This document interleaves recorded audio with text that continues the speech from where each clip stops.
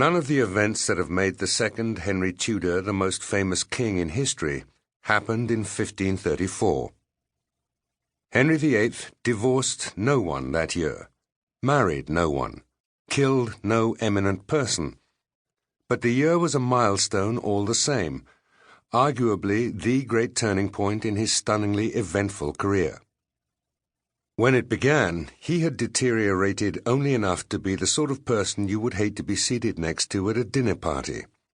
Arrogant, opinionated, a bully inclined to self-pity, invincibly confident of his own charm, and certain that he knew best about everything that mattered.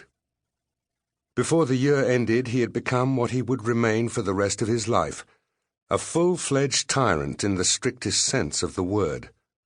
A homicidal monster, absurd, pathetic, mortally dangerous.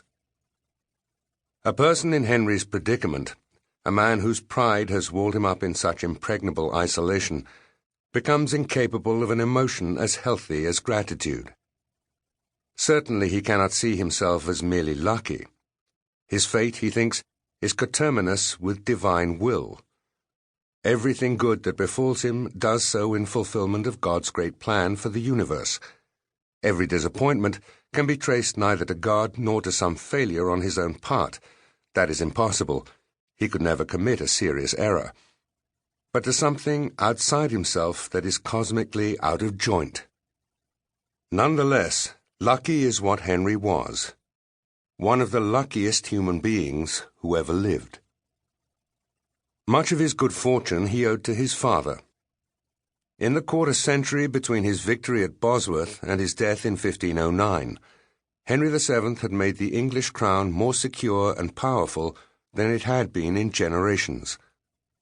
He had filled the royal treasury with gold and accustomed his subjects to the benefits of peace. He is today a remote and elusive figure, a king about whom most people know almost nothing, and he appears to have been much the same in his own time. Though his life before Bosworth had been studded with moments of high drama and hair's-breadth escapes, little of the excitement had been of his choosing. Mainly his early years had been spent waiting. Even what we know of his part in the fight that won him the crown suggests that it could have been played by a deaf-mute, a mannequin. Henry was attacked. Henry was defended. Henry was crowned. Every episode finds him in a passive role. And yet something tremendous was achieved, and the achievement was Henry's. None of it would have been possible if, even in his youth, there had not been something about him, something not quite explainable at a distance of 5 centuries, that won the support and even the affection of the Duke of Brittany, the ruling family of France, and one after another of the older, more experienced men who had fled England after Richard III became king. Nor could he have succeeded if, whenever enemies appeared to be closing in on him, he had not had the courage and resourcefulness to outwit them. However colourless he may seem to us, however much the contemporary chronicles fail to make him a fully three-dimensional figure, the one thing that always comes through is his unfailing competence. In temperament, he appears to be more like a modern corporate executive of remarkably high caliber, coolly savvy, demanding but amiable enough, a good judge of risk and reward, than some swashbuckling medieval warrior king. He always had himself firmly under control, and he seems always to have been somewhat inscrutable. He took the one great chance that fate offered him, pulled it off, and devoted the rest of his life to the careful consolidation of his winnings. He was disdainful of military glory, and though he sought and won the respect of the continent's ruling families, he displayed no wish to cut a particularly great figure among them. If he left almost no mark on the world's imagination, biographers have taken little interest in him, perhaps in part because they could never be confident of understanding him. His reign is important all the same. It built the stage upon which his son and then his granddaughter would be able to show themselves off for almost the whole of the century that followed his death.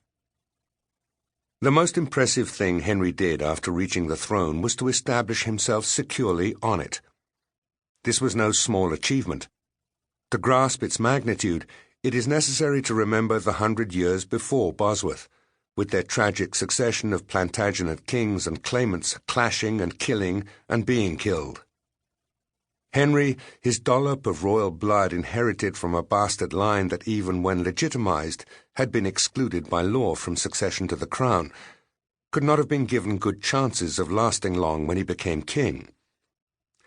But step by slow step, in his methodical and undramatic way, he made it clear to England and the world that he was a real king and a strong one, and not to be taken lightly.